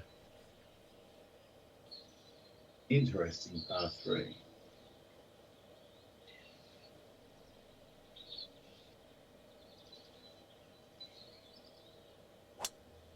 It looks like a perfect 5-wood. I'm guessing that's a 5-wood.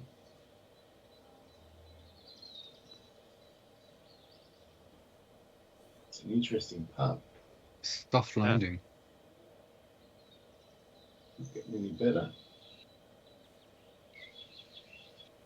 236 carry. Oh. Oh, yeah, 3 wood's too much. Too much. Can't believe how well you root these 7 sometimes, but can't see this making it though. No, I can't see it making it either. Maybe a little bit more of a tailwind, but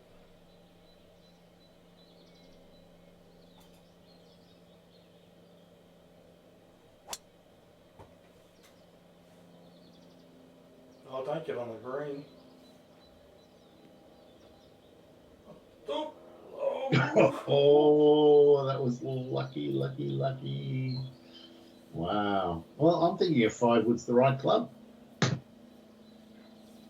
I reckon it is the right club. It's got to chop it a little bit. Oh, shit.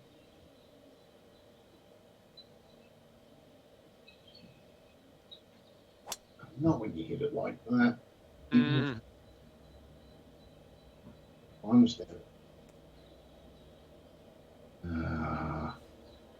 That's going to make it a bit interesting. I would have preferred in the sand, to be honest.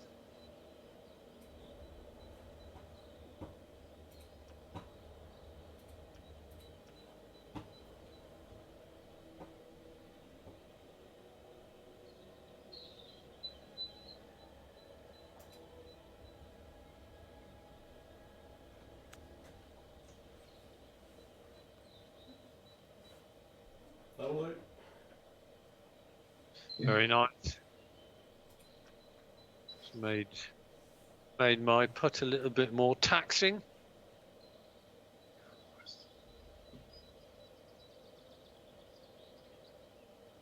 Can't see anything. It's just awful. No.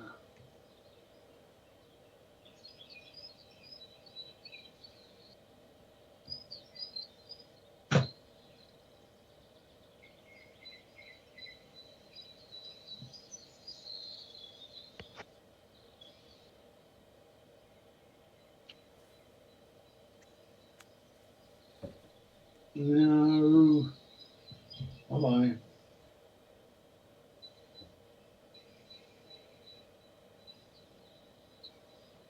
Mm.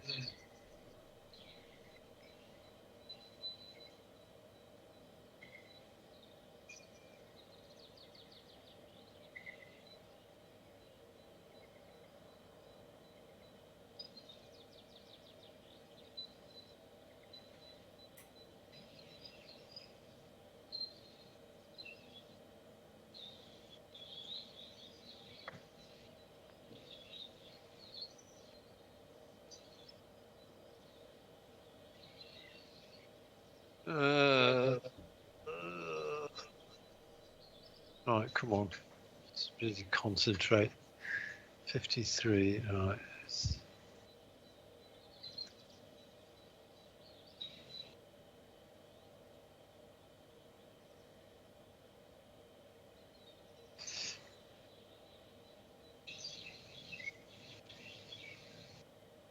Well, it does appear to be uphill virtually all the way. Okay.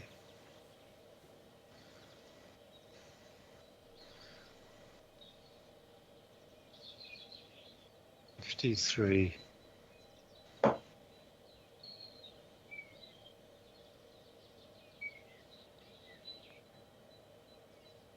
Oh. Bit excited. Hmm.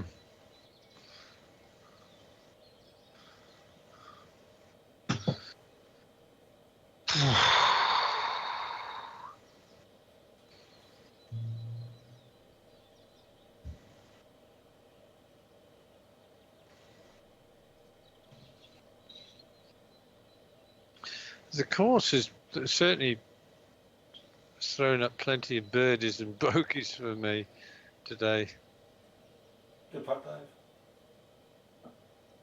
Right.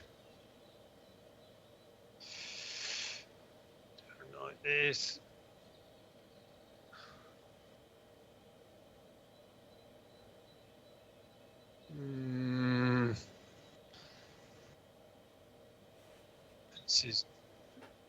It's one of those putts which has got a little bit of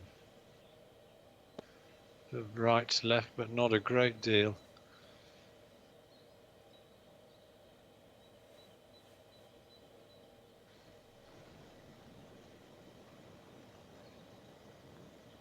Oh, you hammered that home.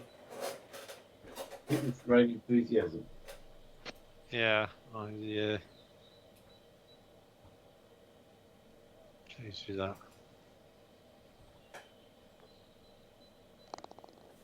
Yeah. Tony, are you down in the next week or two? Still a couple of weeks away, actually. I think I'm down first week of November. So, because I had 2 weeks down in quick succession, so I'm taking 3 weeks here this time round. All right. And the good thing is, that nobody cares. So, well, you're working your way towards never coming down again, but no, I don't mind. I don't, but it's good. It is good having a 3-week stint because I think this is the first time I've done it, and yeah, you just get in a routine. But all right. Well, I'll just wait for you to tell me, a few days in advance when you're coming down. yeah, it's gonna be like, I don't know. I'll check the date. It's gonna be November 5 or something. Actually, I think November 1 is the Friday, so it'll be November 4. Wow, it's the week before the election. Yeah, tis. Oh, Dave. It's just days. Ooh. That could be. Well, that could be very talented. Could be.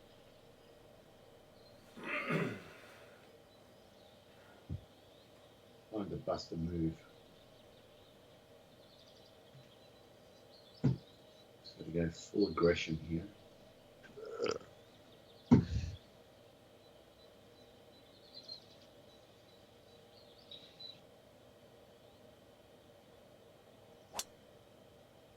Too much aggression.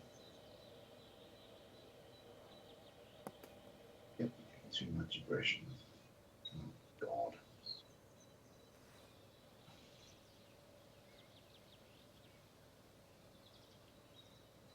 Nice looking waterfall in the background. Not what I was focusing on, Andy.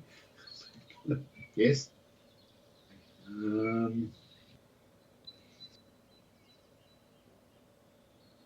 29%. Yeah. We can't possibly. Or could it? Ooh, maybe. Something like that.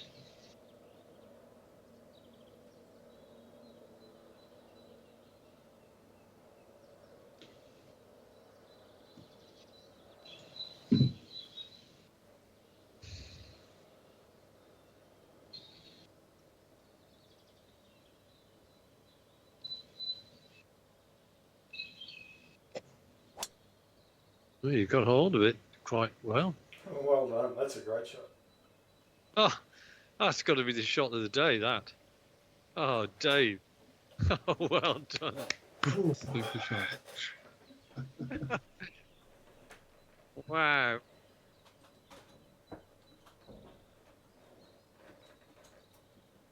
That was so good. It's going to be the shot of the day award unless somebody holds out. The Patra shot of the day. I get a tray of meat pies from Uncle Doug. 23% power loss. No.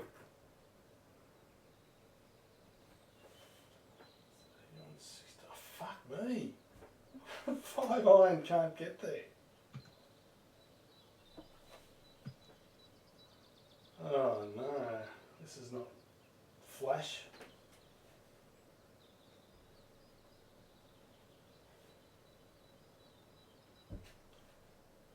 Iron 195, take away 30%. That's only 160. Oh, no. Oh, maybe.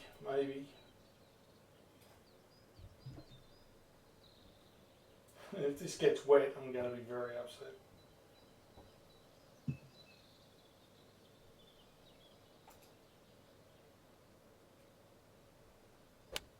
Oh, no! Fuck me. Shit. I'm surprised you just didn't bunt the 7-wood down there. What was your It would have been out the back, only like 12%. It would have been over the back. I think that would have been, well... Oh, whatever. No.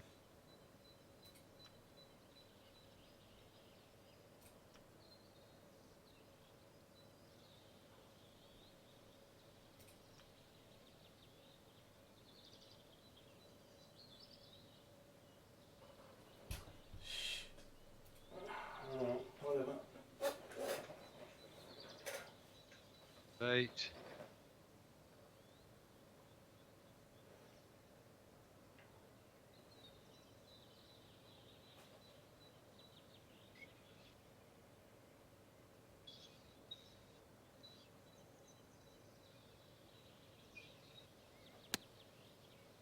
Ah, the bloody wind. Come on. Ah, the wind just kills it a bit. Gotta hit this stone. Dead.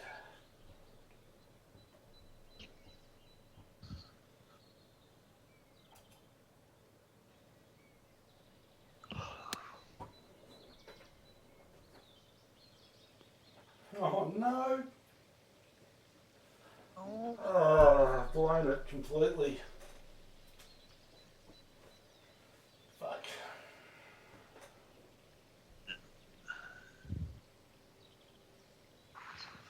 No.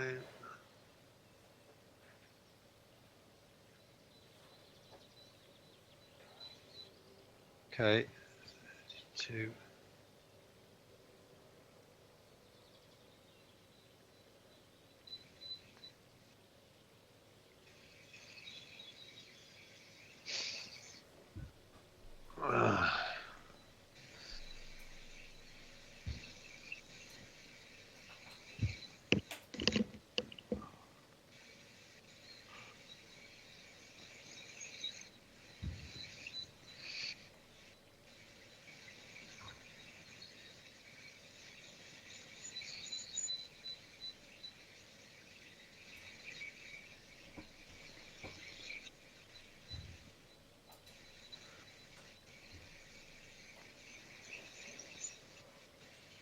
Ah. Oh my god. Unlucky. Fucking hell, at this point, Dave's going to come second.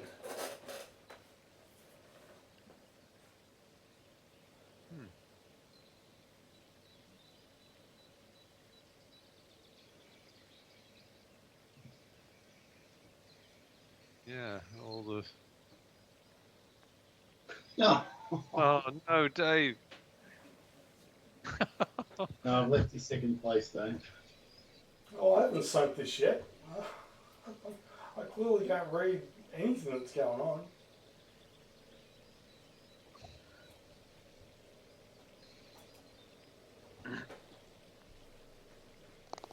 Thank fuck, but still, what a way to throw the fucking game away. Yeah. Harsh. A double on the last. Time to open a dirty granny, Dave. Indeed. Indeed. Mm.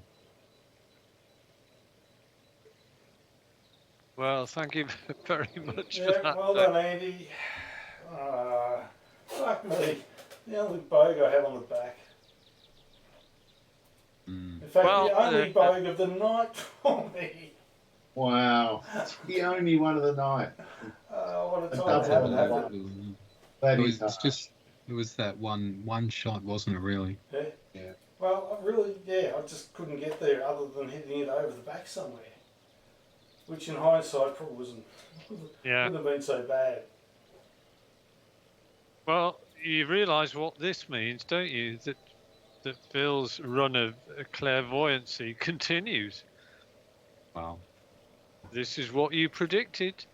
It is. Wow. That's correct. Yes. Well, hello Well, everyone, and welcome back to Adrian's. Don't feel any pressure, Phil, but you might be getting asked more regularly. Yeah.